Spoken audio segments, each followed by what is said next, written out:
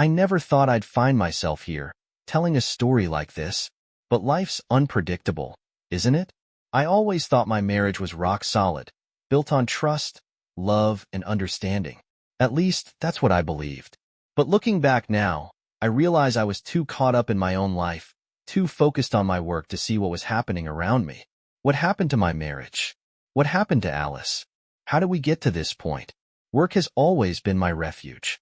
I'm a professor at the university, and I thrive on my academic life. I'd be lying if I said I didn't enjoy the challenge. It was something that made me feel important, like I was part of something bigger. But somewhere along the way, I let it consume me. The first signs were subtle. Alice had been a beautiful woman when I met her, and she still was, but there was this growing distance between us. It wasn't obvious at first, more like a slow drift. She would make dinner, but I'd be too absorbed in my research papers to notice. She'd ask about my day, but I'd respond absent-mindedly. It wasn't that I didn't care. I just didn't realize how much I was pushing her away. One evening, I came home late from a lecture, and she was sitting on the couch, staring at the TV but not really watching it. Her eyes were distant, and I could tell she was lost in thought. I tried to make small talk, but she wasn't having it. She looked at me, and for the first time in a long while, I saw something in her eyes, something like hurt. "You know," she said quietly, "we're not the young couple we used to be." Her words hit me harder than I expected. At first, I tried to brush it off. "I'm just busy with work," I said, hoping to move on. "I've got that big conference coming up. You know how it is." She shook her head, a sad smile playing on her lips. "It's more than that, James. We're just not connecting anymore." I had no response. I knew she was right, but I didn't know how to fix it. I thought it was just a phase, that she would get over it. But I was wrong. Enter Oscar. He was a 24-year-old student doing an internship under me. From the first day he walked into my office, I could tell he was ambitious. He had that energy, the kind that reminded me of myself when I was younger, when I had dreams and fire in my belly. But something about Oscar struck me as different. He was always eager, always asking questions, always wanting to prove himself. And I respected that. I didn't think much about him outside of our professional interactions. But I wasn't the only one who noticed him. Alice started mentioning him more frequently. At first, it was harmless, just casual remarks about his ideas and his enthusiasm. But I could sense something more beneath her words, like there was a shift in the way she spoke about him. "I was talking to Oscar today," she'd say, and the way she said it made me feel like I was on the outside. "He's so passionate about his research. It's really refreshing to see someone so driven." I'd nod, not thinking much of it, but as time passed, I started seeing them together more often. Oscar would come over for coffee after lectures, and Alice seemed to enjoy his company. I couldn't blame her, really. It was refreshing to talk to someone who had the kind of ambition that had once driven me. But something felt off.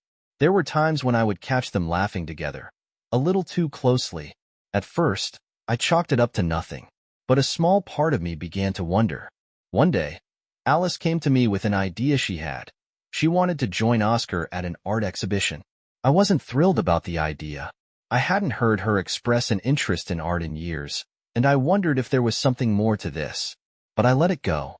After all, she was free to do whatever she wanted, and it wasn't like I had been the most attentive husband. Maybe this was her way of reconnecting with something she once loved. So I agreed. The evening of the exhibition, she came home glowing. Her smile was wide, and she seemed energized in a way I hadn't seen in a long time. She told me about the exhibition, about Oscar's enthusiasm, and how much fun they had talking about the art. I smiled, nodded, and tried not to let my suspicions get the best of me. But inside, I felt a pang of something I couldn't quite place. It wasn't jealousy, not at first. It was more like a deep, unsettling feeling that something was shifting, something was changing. The days went on, and I began to notice more and more how much time Alice was spending with Oscar. She would come home late some nights, and I couldn't help but wonder where she had been. She would tell me they had been discussing ideas for the university's upcoming projects, but I couldn't shake the feeling that there was something more happening. She seemed more alive, more engaged when she talked about him, and less interested in me. I tried to ignore it, bury myself in my work as I always did. But the cracks in my marriage were becoming more and more impossible to ignore. Alice was drifting away, and I had no idea how to bring her back. It all happened so quickly, yet it felt like I had been watching it unravel in slow motion. One minute, I was still hoping that Alice and I could get back on track, that we could rekindle whatever we had lost. The next, she was slipping away right in front of my eyes. I could feel the tension in the air, the change in the way she looked at me, the way she interacted with me. But I didn't know how to stop it. I didn't know how to stop her from drifting further and further away. It started with those late nights at the university. Oscar had been working with Alice on some project for weeks, and at first, I didn't think anything of it. He was ambitious, eager to impress, and Alice seemed to enjoy the intellectual conversations. But then, they started staying later and later. I could tell she wasn't coming home just to work on school projects. It wasn't just about academics anymore. One night, I stayed late myself, catching up on some papers. As I walked past her office, I noticed the door was slightly ajar. I heard their voices, soft at first, then suddenly more urgent. I couldn't make out everything they were saying, but the energy in their voices was enough to make my stomach twist. Something was happening. I didn't know what yet, but I could feel it. I pushed the door open a little, just enough to catch a glimpse. They were standing close to each other, talking with intensity. And then, I saw it. The moment that changed everything. Oscar leaned in, his hand brushing Alice's arm. She didn't pull away. Instead, she looked at him for a moment before closing the distance between them. Their lips met in a kiss that was so raw, so full of unspoken longing, that it felt like I had been hit by a ton of bricks. I couldn't move. I couldn't speak. I just stood there, frozen in place, watching my wife kiss another man. My heart pounded in my chest, my breath shallow and ragged.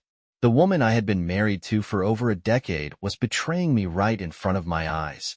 I didn't know how long I stood there, but eventually, I pulled myself together and walked away. I couldn't confront her then, not like that. Not when my anger was boiling over, and I couldn't even look at her without feeling sick. So I left. I went home, but I didn't sleep. I couldn't. I kept replaying that moment over and over again, seeing them together, feeling the weight of the betrayal pressing down on me. Alice came home late that night, just like she had been doing for weeks. She didn't even acknowledge the distance between us, the fact that something had shifted. She just slipped into bed, like everything was normal. I didn't say a word. I couldn't. But inside, I was breaking. Over the next few days, I started to notice more changes in Alice. She was more distant than ever, her responses to my questions short and clipped. She seemed distracted, lost in her own thoughts. The guilt must have been eating her up, but instead of talking to me, she withdrew even further. I could feel it, the walls she had built up between us. I tried to talk to her, tried to understand what was going on, but she just brushed me off. That's when I found the text message. I had been in her phone once, just checking something, when I saw a message from Oscar. It was simple, almost innocent at first glance. But when I read it, when I understood what it meant, my heart sank. "Can't wait to see you tonight," it said. "Same place as last time?" My hands shook as I stared at the screen. I didn't need more proof. I already knew. Alice had been seeing him behind my back. I wasn't sure what to do next. Part of me wanted to confront her, to throw the phone in her face and demand an explanation. But another part of me was terrified of what I would hear. I couldn't handle the thought of her looking at me and admitting what I already knew. So I waited. And I watched. One afternoon, after class, I ran into Oscar. He looked a little uneasy when he saw me, but he didn't act like someone who had been caught. I could tell he knew what was coming. I asked him to stay for a moment. I didn't shout, didn't accuse him outright, but I made it clear that I knew what had been going on between him and Alice. He didn't apologize.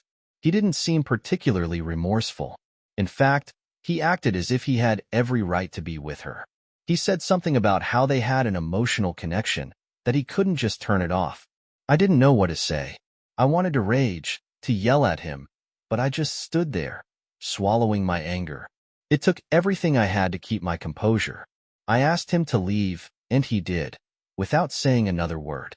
But his indifference, the way he acted as if this was just part of life, made me sick. I wasn't even sure if I was more angry at him or at Alice. That night, Alice came to me, like she always did. But this time, things were different. She could feel the tension in the air. She knew I was no longer blind to what was happening.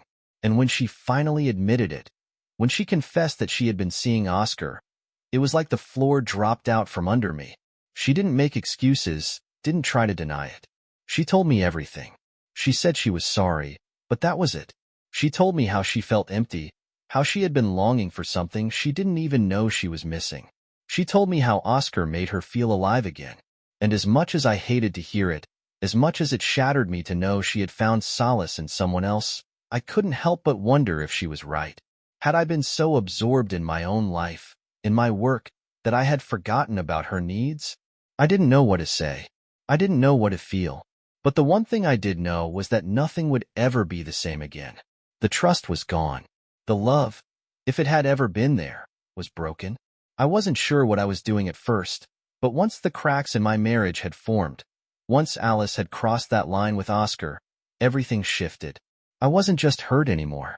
I was angry at her, angry at myself, and yes, angry at Oscar too. But it was more than that. I felt like I needed some kind of release, something to balance the unfairness, the betrayal I had experienced. And that's when Jean came into the picture. Jean was Peter's wife. Peter, my colleague, the psychology professor. We'd known each other for years, shared many academic discussions, but our personal lives were always separate. At least, I thought they were. Jean had always seemed a little distant in their marriage. Peter was an emotionally absent man, and it wasn't long before I began to notice her when she came by my office to discuss academic matters or simply to chat. She started confiding in me about her own frustrations with Peter. She told me how they had grown apart over the years, how he had stopped listening to her, how they had no real emotional connection anymore. It wasn't that she was looking for a solution. No, she was just looking for someone to listen. And I listened. I listened because, well, I knew what it was like to be in a relationship that was slipping away. I knew what it felt like to be desperate for emotional connection, just like she was. As she spoke, I could see the vulnerability in her eyes, the way she desperately sought understanding. In a way, I could relate to her loneliness, and at some point, I even found myself offering comfort, something that was missing in both of our lives. Jean started to lean on me more and more, sharing not only her frustrations but also her deeper fears. Her marriage was falling apart, and I was the only one she seemed to trust. Over time, I began to notice how she looked at me. It wasn't just the gratitude in her eyes anymore. There was something more. She looked at me like I was the only one who truly understood her. I could feel the shift between us, and it was undeniable. She started to become drawn to me, not just emotionally but physically. She would stand a little too close, linger a little too long after our conversations ended. I'd be lying if I said I wasn't aware of it. And part of me, a part that was aching for some kind of revenge, started to lean into it. It wasn't intentional at first, or at least, that's what I told myself. But the more we talked, the more I realized how much I wanted her attention, how much I wanted her to feel the same way about me that Alice had felt about Oscar. Jean's longing, her need for emotional validation, was becoming my own twisted form of solace. She wasn't the same as Alice, not by a long shot, but she was there. And maybe that was all that mattered. The first time it happened, it was unexpected. We were having one of our usual conversations, and somehow, the topic turned personal. I don't even remember what we were talking about, but before I knew it, her hand was on mine, lingering for just a moment. The touch felt like a spark, and my mind raced with a mix of guilt and exhilaration. She leaned in slightly, her eyes searching mine. It wasn't like any of the conversations I had with Alice. There was no history, no deep connection. But there was something between us, something I couldn't ignore. She moved closer, her lips brushing against mine. And for a brief moment, I let myself forget everything else. I didn't care about Alice. I didn't care about my marriage. All that mattered was this connection with Jean. A connection that was so different but equally consuming. Afterward, I didn't know what to think. It felt like revenge, yes, but it also felt like an emotional release. Something about it gave me the satisfaction I had been craving ever since Alice's betrayal. Jean, for all her emotional needs, was becoming a part of something I never thought I'd find myself in. A twisted retaliation against the woman I thought I loved. And Jean? She seemed to want more. The more she opened up to me, the more attached she became. She was searching for something to fill the void Peter had left in her life, and I was happy to provide it. But I also saw her vulnerability. I saw how much she craved attention, affection, anything that would make her feel important again. And that's when I realized it was more than just physical for her. She was emotionally invested, more so than I had initially thought. As for Tessie, I hadn't expected her to be part of this at all. I knew about her divorce from Oscar, and I had heard about how it had devastated her. But I didn't anticipate her seeking me out. Tessie was an artist, a woman who had once been so full of life and passion, and now she was just lost. She reached out to me one day, looking for support, not realizing that I had my own agenda. She didn't know about my affair with Jean or my plans to get back at Alice. To her, I was just someone who could listen to her pain, someone who could offer comfort after the emotional wreckage of her marriage. I didn't mind listening. I didn't mind at all. Tessie spoke about Oscar's betrayal, about how he had never really loved her, about how he had turned into someone she no longer recognized. Her words were filled with bitterness, with sadness. And as she spoke, I couldn't help but feel a twinge of something. I don't know if it was pity or something more, but I knew I had her where I wanted her. She was emotionally fragile, just like I was after Alice's betrayal. And as much as I wanted to use her to get back at Oscar, a part of me wondered if there was more to it than just revenge. Tessie and I spent more time together, talking about art, about life, about the things that had gone wrong in our respective marriages. I knew she was vulnerable, and I knew she was looking for something to fill the emptiness Oscar had left in her life. But what I didn't realize was how much I was becoming entangled in her own web of emotional manipulation. As for Oscar and Alice, the cracks between them were becoming more apparent. Oscar was no longer as interested in Alice as he once had been. He was pulling away, and I could see how much it affected her.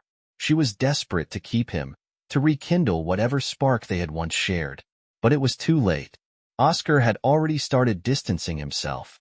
He was no longer interested in being dragged into Alice's drama, and that was something she couldn't accept.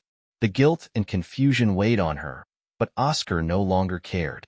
She was losing him, and there was nothing she could do to stop it. The affair with Jean grew deeper, and for a while, it felt like I was finally getting the payback I deserved. Each secret dinner, every stolen moment behind Peter's back, was a small victory in my mind. The kiss we shared, the way she would look at me with those eyes full of longing. It was like a drug, and I couldn't get enough. I knew I shouldn't be doing it. I knew I was using her as a tool to get back at Alice. But it was hard to stop, especially when Jean made me feel like I was the most important person in her life. Jean seemed to want more than just a physical connection. As the affair continued, she started leaning on me emotionally. She'd talk about Peter, about their lack of intimacy, about how distant he had become. She was vulnerable, seeking something to fill the void left by her failing marriage, and I was happy to provide that comfort. Every time I listened to her, every time she confided in me, I felt more and more power over her. It was like I was controlling the narrative of her life, and part of me found that exhilarating. She was becoming attached, not just to the physical part of our affair, but to me, the man who was giving her what she had lost in her own marriage. But as much as I enjoyed the attention and validation from Jean, a part of me felt conflicted. Deep down, I knew I was manipulating her just as much as Alice had manipulated me with her affair. Jean didn't deserve to be part of my revenge scheme, but I couldn't bring myself to stop. I kept telling myself it wasn't about Jean. It was about Alice.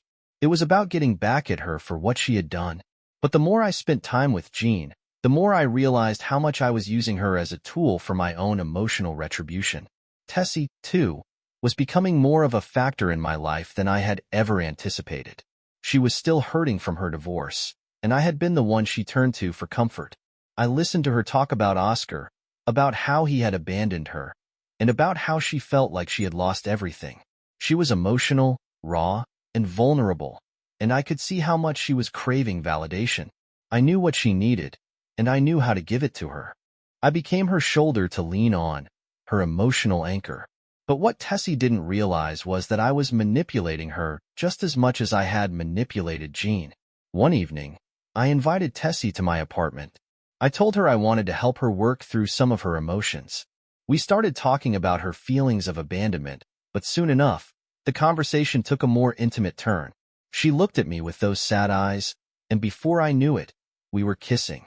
It felt like a release for both of us, an escape from the pain we had both been carrying.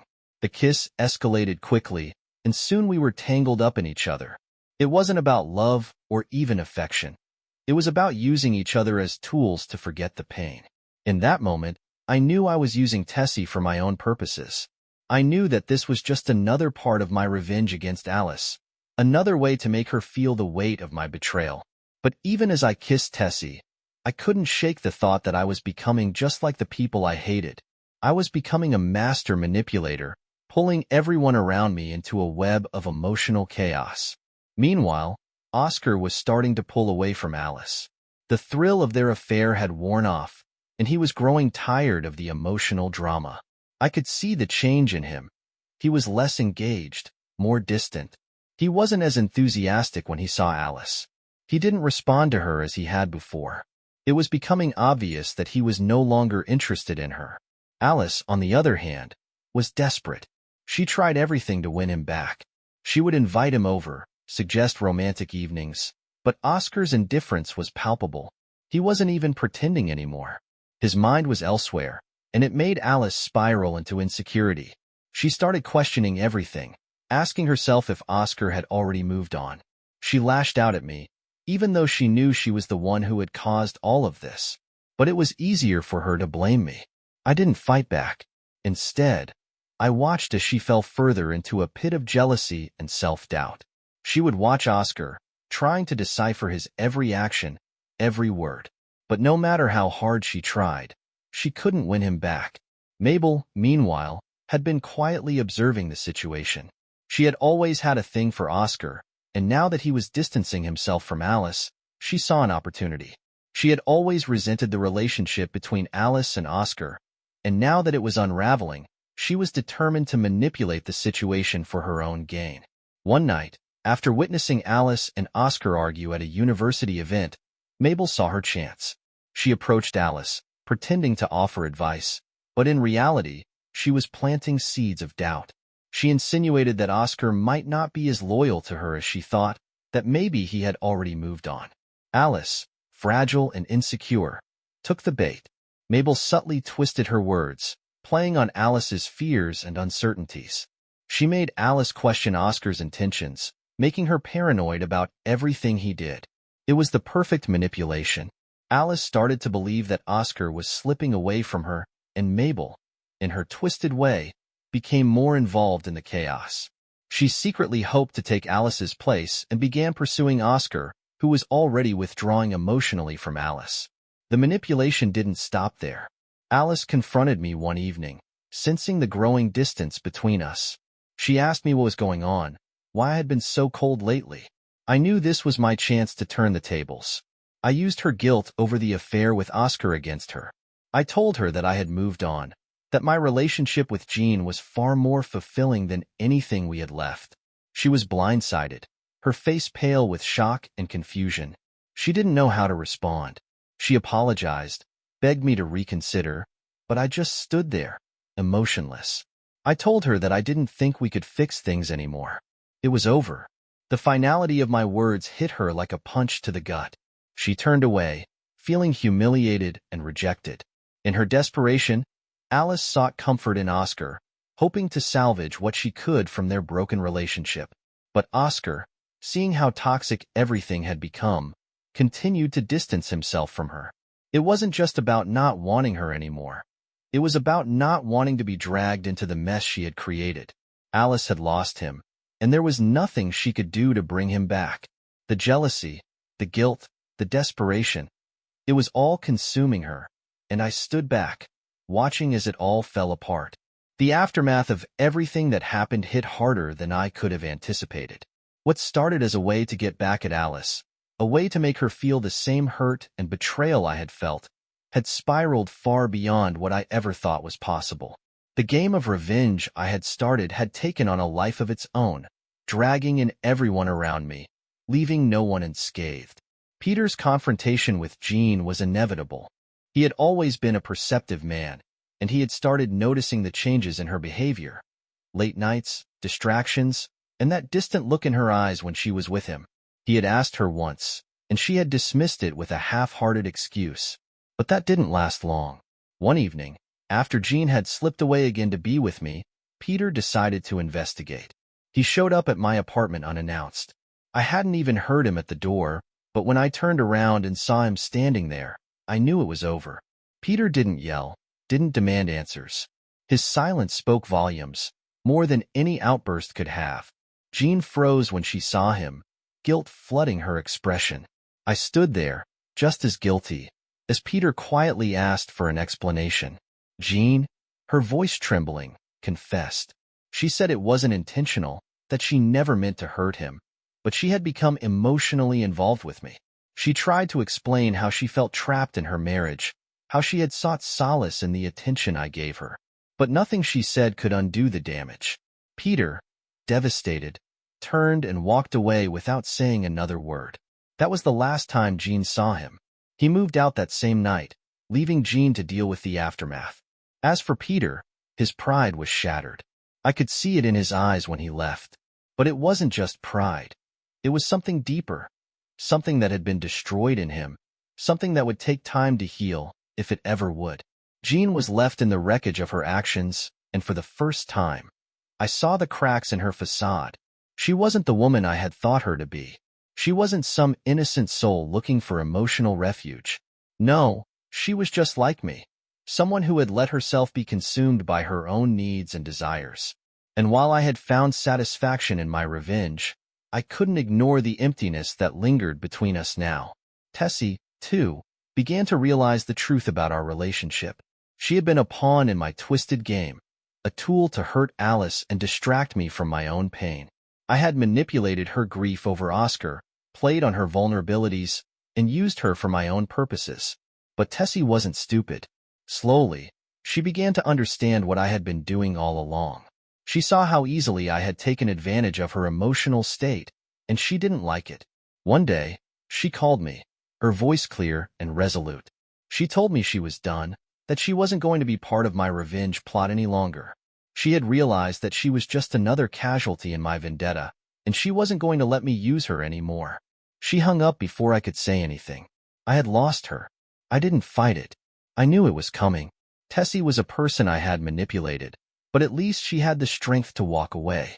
She didn't want to be a part of my destructive game. The truth was, I didn't want her to be. She deserved better than that. Oscar, meanwhile, had grown tired of the drama. He had been pulled into the web of manipulation that I had spun, and he was done with it. He realized that everything around him was toxic, from Alice to Mabel to me. So, he decided to cut ties with both Alice and Mabel. But instead of retreating into bitterness, he reached out to Tessie. They talked, and for the first time in a long time, they both found some closure. Oscar realized that he, too, had been manipulated. His affair with Alice, his involvement with Mabel, they were all symptoms of his own emotional confusion. But now, he was done. He focused on his career, sought therapy, and worked on rebuilding his life. Alice, however, was still in the midst of her own chaos. She had no one left. I had moved on with Jean, and even though it was messy and filled with complications, we had formed something that resembled a real connection. Alice, on the other hand, was alone. She tried reaching out to me, but it was too late. I had no interest in fixing things with her. I had seen what she was capable of, and I wasn't going to put myself through the emotional turmoil again. Alice tried to rebuild her life. She started seeing a therapist, focusing on herself, and working through her insecurities. She began to understand that her affair with Oscar had been a desperate attempt to fill a void that had existed long before I had betrayed her. She realized that the excitement she had craved wasn't the answer. The real issue was her emotional neglect, something she hadn't fully understood until everything had fallen apart. As for me, I continued my life with Jean. It wasn't perfect, but it was something. We understood each other in a way that no one else did. We both had our emotional scars, but we didn't have the weight of betrayal between us. Our relationship wasn't built on manipulation or revenge. It was built on a shared understanding of pain, and in a strange way, that was enough. The consequences of everything that had happened were inescapable. Peter had lost his wife. Tessie had lost herself in a web of manipulation. Oscar had been used and discarded by everyone involved, and Alice had lost the person she thought she could control. I had used everyone around me to exact my revenge, but in the end, all I had was a hollow victory.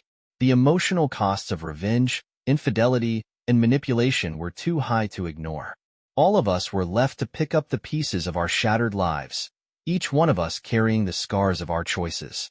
And in the end, there was no true winner. Just people who had been changed forever by the events that had unfolded.